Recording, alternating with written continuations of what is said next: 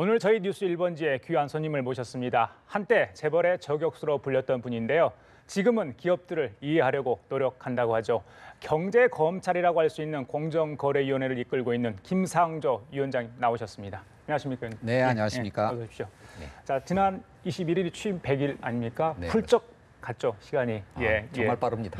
과거 학계에 계실 때나 또 시민단체 활동하실 때 많이 다를 것 같은 생각이 들고 직원 조회수도 살얼음판을 걷는 것 네. 같다 이런 말씀하셨는데 네. 100일간의 소회 짧게 이야기해 주신다면 어떤 느낌이셨습니까?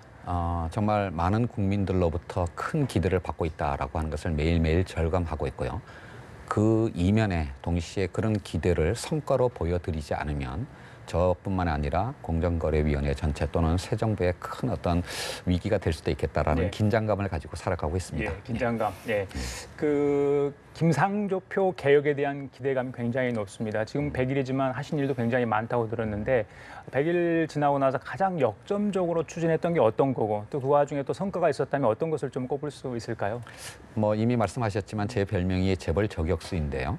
공정거래위원장에 취임하자마자 바로 재벌 개혁에 바로 뛰어들 것처럼 많은 분들이 예상을 하셨을 텐데 재벌 개혁에 대해서는 이제 최대한 인내심을 가지고 기다리겠다라고 하면서 그것이 아니라 이른바 우리 사회의 다양한 어떤 갑을관계 문제를 해소하는 쪽으로 특히 서민들의 어떤 삶과 관련된 그런 영역에서 갑질 근절 쪽에 바로 집중한 것에 대해서 아마 많은 국민들이 놀라기도 하셨고 또 한편으로는 정말 정권이 바뀌었구나라고 하는 걸 실감하셨던 것 같습니다.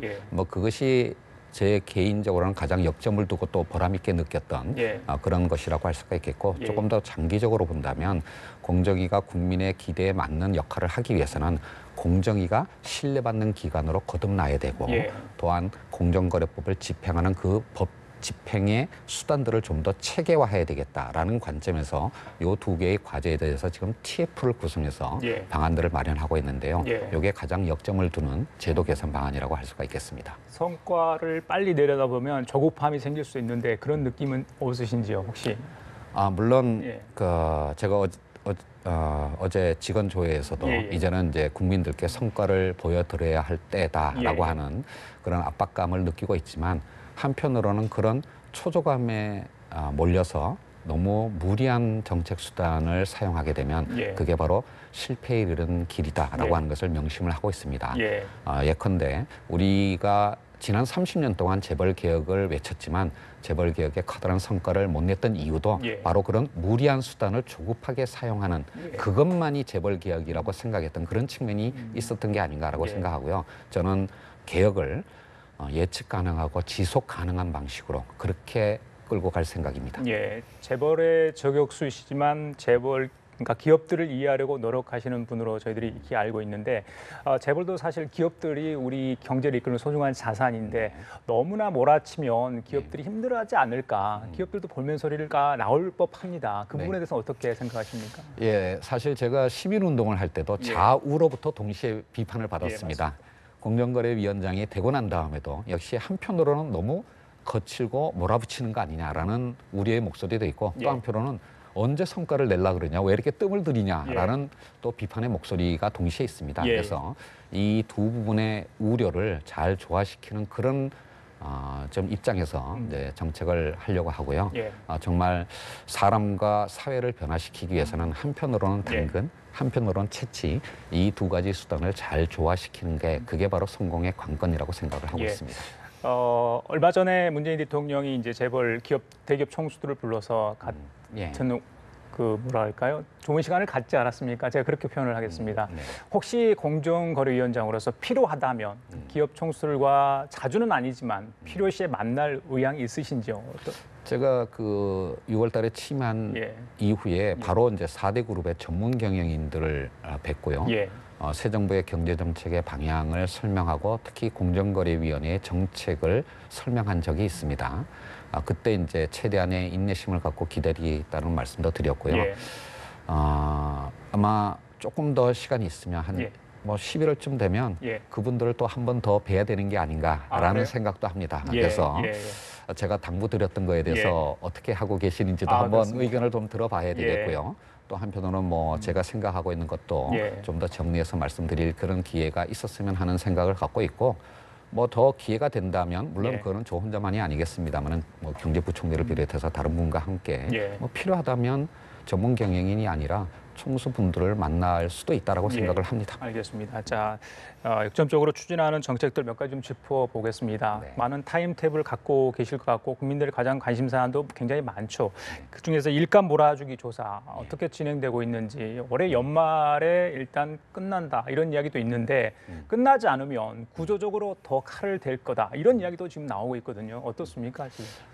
뭐 죄송합니다만은 예. 우리나라 언론에 페이크 뉴스가 너무 많은 것 같습니다. 그러니까 예, 제가 취임하기 이전에 원래 3월부터 예. 공정위가 45개 그룹에 대해서 서면 실태 조사를 했고요. 제가 취임하자마자 그 결과를 받았는데 예. 그 중에서 이제 이른바 일감 몰아주기에 혐의가 높은 이제 그런 기업부터 이제 순차적으로 예. 조사를 이제 진행을 하고 있습니다. 예. 지금 이제까지 2개 그룹에 대해서 조사를 나갔는데요. 예. 다만 국민들께서 이해를 해주셨으면 하는 게 공정위의 조사는 검찰이나 국세청과는 다릅니다. 강제 조사권이 없고 기업의 협조를 받아서만 자료를 획득을 할 수가 있기 때문에 굉장히 좀 시간이 걸리고요. 더 나아가서 공정거래위원회에 각 과의 직원이 한 8명에서 10명밖에 안 됩니다. 예, 예. 물론 최근에 기업 집단국이 신설이 됐지만 아직 인원 충원도 못했습니다. 예, 50명으로만 인원이 확정이 됐을 예. 뿐이죠. 근데 아직 못 뽑았습니다. 아, 그렇습니까? 그리고 또 새로 오신 분들은 예. 교육도 받아야 됩니다. 그래서 기업 집단국 같은 경우도 본격적인 가동은 연말쯤 돼서나 가능하겠고요. 그래서 조금 순차적으로 천천히 갈 생각이고 절대 올 연말까지 조사를 다 완료할 수가 없는 상황입니다. 예. 그래서 차근차근 진행할 생각입니다. 만약에 기업들이 내놓은 그런 것들이 개혁의 의지들이 좀 부족하다, 미흡하다 하면 다른 처방이 있으신죠? 예, 그 사실은 제가 어느 언론 인터뷰에서 예, 예. 연말까지 기다리겠다라고 말씀드린 이유는 예. 몇 가지가 이유가 있는데요. 첫 번째는 조금 전에 말씀드린 것처럼 기업 집단국의 본격적인 가동이 예. 연말쯤 그 시기와 맞물려서 가는 거다. 그리고 예. 또 하나는 바로 그때 정기 국회의 입법이 이루어질 겁니다. 그래서 기업 측에서 자발적인 어떤 개혁의 의지 같은 것을 보여주지 못하면 예, 예. 국회에서 입법의 압력이 더 강화되지 않겠냐. 예, 예. 근데 보여주시 못하면 결국 저희 공정위로서는 좀 강한 입법을 국회에 요청드릴 수밖에 없는 것이니까 예, 예. 그 전까지 좀 자발적으로 좀 변화의 모습을 보여주셨으면 예, 예. 좋겠다는 거고요. 만약에 그렇지 않다면 그럼에도 불구하고 변화의 어떤 모습이 보이지 않는다고 생각한다면 예. 일감 몰아주기 규제 등등을 비롯해서 예, 예.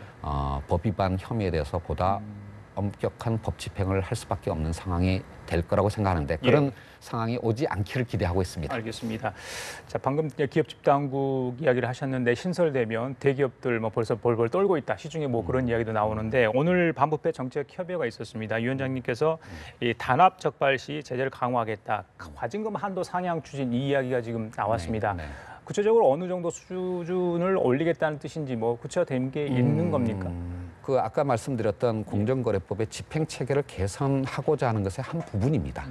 사실 전속고발권 폐지 논란이 많지 않습니까? 예. 공정위가 고발하지 않으면 검찰이 수사를 못하는 거니까요. 맞습니다. 예. 그런데 공정위가 고발권만 독점하고 있는 것이 아니라 공정거래법의 처음부터 끝까지를 다 독점하고 있습니다. 예, 예. 그런데 감당도 못하는 권한을 떠안고 결국 성과도 못 내고 국민의 불신을 받았던 경험이 있기 때문에 예, 예. 저는 뭐 이런 표현을 쓰는데요. 경쟁법의 집행에 경쟁의 원리를 도입한다라고 예. 하면서 그동안 공정위가 독점해왔던 수단들을 분산시키는 지자체에도 위임을 하고 또 이해 관계자들끼리 사적으로 해결하는 예, 예. 수단들도 많이 열고 그다음에 그렇게도 해결이 안 되는 부분은 검찰이 느끼는 이제 이런 부분을 고생을 예. 하고 있는데요. 그 중에 하나 이제 행정력의 수단을 효과를 높이는 방법이 바로 우리나라에 법 위반했을 때 과징금을 부과하는 게 너무 수위가 좀 낮았습니다. 그리고 법마다 좀 들쭉날쭉한 부분이 예. 있었고요. 그래서 선진국의 예에 따라서 과징금의 상한을 높이면서 동시에 뭐 법 위반 행위가 반복되는 예. 이제 그런 경우에는 가중하는 가중 그런 처벌. 거를 강화하겠다는 거고요. 오늘 국무회의 때 시행령 개정안이 통과가 됐습니다. 예, 예. 그건 집행하는 겁니다. 알겠습니다. 예. 자, 그리고 이제 취임하시고 나서 국민들이 박수를 친 게 이제 가불 문화, 예. 잘못된 그런 적폐죠. 개선한 것에 대해서 굉장히 격려도 하시고 응원도 받는 걸로 알고 있습니다. 특히 프랜차이즈 쪽에 이제 문제가 좀 많이 있었던 것 같고요. 앞으로 이 부분은 계속 더 강하게 추진할 의향이 있으신지 어떻습니까? 예, 뭐 우리 사회의 을들의 눈물을 닦아드리는 이 일을 바로 공정위가 해야 된다고 생각을 예. 하고요. 그 점을 열심히 할 건데 다만 고민거리가 또 역시 있습니다. 예, 예. 역시 이제 유통 쪽에 여러 가지 소상공인들이 많은데 예. 우리나라에는 전통적인 유통 채널부터 최첨단의 유통 채널이 다 존재하는데 한 채널 안에만 들여다보면서 예. 가불관계를 해소하다 보면 문제 해결하기가 어렵습니다. 왜냐하면 우리나라의 유통산업의 경쟁력이 너무 낮기 때문입니다. 따라서 저는 그 가불관계를 해소하는 노력을 하면서 동시에 서비스산업발전기본법과 같이 예. 우리나라 유통산업의 경쟁력을 제고할 수 있는 산업정책적 고려까지 결합돼야지만 서민들의 소상공인들의 예. 삶의 수준이 여건들이 나아지지 않을까라고 생각하고요. 예. 범정부 차원에서 이런 종합적인 대책을 체계적으로 만들어서 집행하려고 노력하겠습니다. 알겠습니다. 그리고 요즘 이슈가 되고 있는 몇 개 기업 얘기 좀 해보겠습니다. 말씀드려도 괜찮겠죠? 뭐 대답할 수 있는 수준까지만. 예. 자, 네이버 이 얘기를 안 할 수가 없는데 최근에 뭐 여러 가지 뭐 그런 모습들이 언론에 많이 좀 비쳤죠. 뭐 이해진 위원장 이야기도 있고요. 안철수 대표도 만나신 걸로 알고 네. 있습니다. 자, 네이버를 바라보는 국민들의 시선, 또 공정위가 바라보는 시선 굉장히 좀 차이가 있는 것 같습니다. 어떻습니까? 예, 뭐 공정거래위원장의 무게에 걸맞지 않는 예. 뭐 부적절한 발언을 한 거에 대해서는 다시 한번 사과를 드리고요. 다만 이제 제 말씀의 취지는 예. 네이버의 이해진 전 의장은 우리나라에서 새로운 산업을 만들어낸 개척자, 파이어니어입니다. 훌륭하신 분이고 제가 그거를 인정 안 했던 것도 아닙니다. 다만 그 검색 시장에서는 시장 점유율 70%에 이르는 시장 지배적 사업자이기도 합니다. 예. 뭐 그런 면에서 더더군다나 그러니까 검색 시장을 넘어서 그러니까 플랫폼 산업 같은 경우에는 과거의 산업이 아니라 미래의 산업입니다. 과거의 기준으로 규제하기가 어렵습니다. 이제 그런 차원에서 이제 네이버 이해진 전 의장께서 예. 우리의 미래를 새롭게 만들 수 있는 그런 바람직한 모습을 보여주셨으면 좋겠다라는 취지의 말씀을 드리려고 했던 건데 예. 표현 자체가 부적절했던 것 같습니다. 맞습니다. 직접 또 안철수 대표까지 만나셔서 그런 뜻을 또 비친 것, 뭐 굉장히 뭐 좋게 평가하는 것 같습니다. 그 부분에 대해서는. 예, 뭐 충고의 말씀 들었고요. 또 예. 입법과 관련해서 부탁의 말씀도 드렸습니다. 그렇습니까? 요즘 네. 국민의당이 큰 역할을 하고 있지 않습니까? 네. 알겠습니다. 자, 그리고 그 삼성그룹과 롯데그룹의 통일임 변경하는 문제, 예. 지금 이제 두 총수의 역할 때문에 이런 이야기가 나온 것 같은데 예. 이 그룹 말고도 지금 좀 문제가 될 만한 그 그룹들이 예. 있지 않습니까? 예. 앞으로 이 문제를 또 어떻게 가지고 가실 건지. 예, 사실 공정거래법은 행정규제법이고요. 더더군다나 우리나라는 대륙법의 전통을 갖고 있기 때문에 법의 해석과 집행이 사실은 유연성이 좀 부족한 부분이 분명히 있습니다. 예. 어쩔 수 없는 거고요. 그렇기 때문에 개별 그룹의 특수한 사정 하나하나를 보면서 법 적용을 달리할 수는 없습니다. 다만 분명히 지금까지 공정거래위원회가 해석했던 동일인의 개념이 우리의 경제 현실하고 맞지 않는 부분이 분명히 있는 것 같고요. 예. 뭐 그런 차원에서 내년 5월에 저희들이 다시 이제 동일인과 대기업 집단을 지정해야 되는데 예. 그때까지 변화된 경제 현실 그리고 각 그룹의 사정 그리고 이제 또 다른 부서에서도 이 비슷한 역할들을 하니까요. 예. 그런 것들을 종합적으로 검토해서 발전적인 방향으로 개선을 검토해볼 계획은 갖고 있습니다. 예. 지금 시점에서 특정 그룹의 동일인을 어떻게 하겠다라는 확정적인 생각을 갖고 있는 것은 아니고요.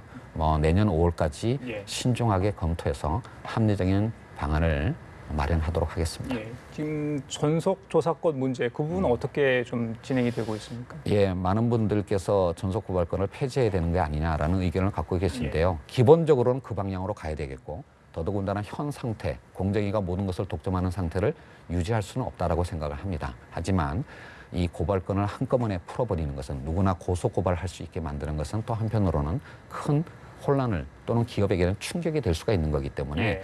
저희 공정거래위원회가 소관하는 법률 중에서 6개의 법률에 전속 고발권이 규정이 돼 있는데 예. 그 중에서 경제 분석의 필요성이 가장 적은 법부터 예. 순차적으로 이제 풀어가면서 우리 사회가 좀 적응할 수 있도록 그렇게 순차적으로 해결을 할 생각입니다. 예. 자, 공정위가 안고 있는 과제가 굉장히 많은데 제가 예전에 기사를 쓸 때 공정위의 그 패소율 있지 않습니까? 예.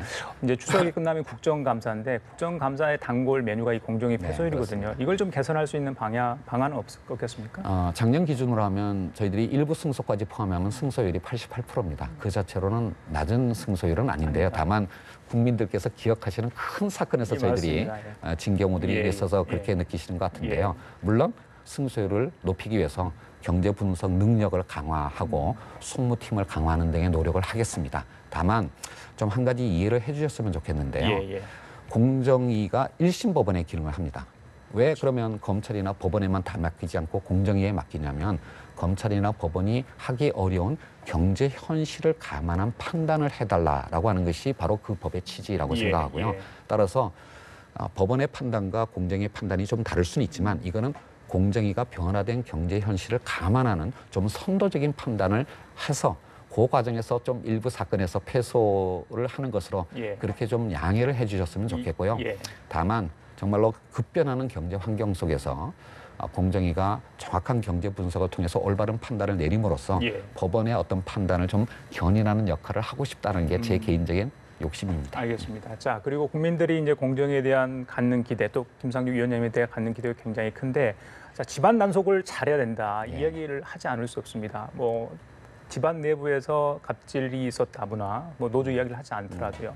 그리고 뭐 정관의 문제랄지 여러 가지 이제 지적될 수 있는 부분들이 많은데 오셔가지고 그 부분도 좀 신경을 쓰고 있는 걸로 알고 있거든요. 어떻습니까? 예, 정말로 부끄러운 말씀입니다만은 저희 노조가 이제 여러 가지 내부의 갑질에 대해서 이제 보도 자료를 냈는데 그것에 대해서 지금 사실관계를 확인하고 있고요. 제가 조만간 그 문제 제기를 한 분들과 만나서 좀 협의하고 대책을 마련할 계획을 갖고 있고요.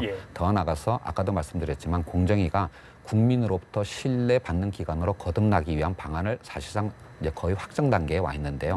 이것을 통해서 뭐 공정위 오비들의 문제 등등 그동안 의혹을 불러왔던 것에 대해서 거듭나는 계기를 마련해서 정말로 신뢰받는 기관으로 거듭나겠습니다. 알겠습니다. 좀 지켜봐 주시기 바랍니다. 알겠습니다. 자, 마지막으로 위원장님, 계시는 동안 정말 내가 이것만큼은 예전에 학자로 계실 때 또 시민단체로 계실 때 공정의 어떤 좀 미진한 부분이 많이 있다고 느끼셨을 거예요. 근데 이거 하나만큼은 내가 반드시 이뤄내고 가겠다 하는 그런 게 있을 것 같거든요. 어떤 거? 물론 보세요? 재벌 개혁과 갑질 근절에서 성과를 만드는 게 가장 중요한 일이겠지만 그것에 못지않게 그 이상으로 중요한 것은 공정위가 시장을 감독하는 기구로서 외압에 흔들리지 않는 전문성과 자율성을 확보하는 기관으로 거듭나게 만드는 것이 제가 임기 3년 동안 꼭 하고 싶은 과제입니다. 외압으로. 그러니까 외압으로부터 흔들리지 않는 전문성과 자율성. 예, 알겠습니다. 자, 끝까지 을의 눈물을 닦아 주시기를 국민들은 기대할 것 같습니다. 자, 지금까지 김상조 공정거래위원장과 함께 얘기 나눠봤습니다. 오늘 말씀 감사합니다. 네, 감사합니다. 네.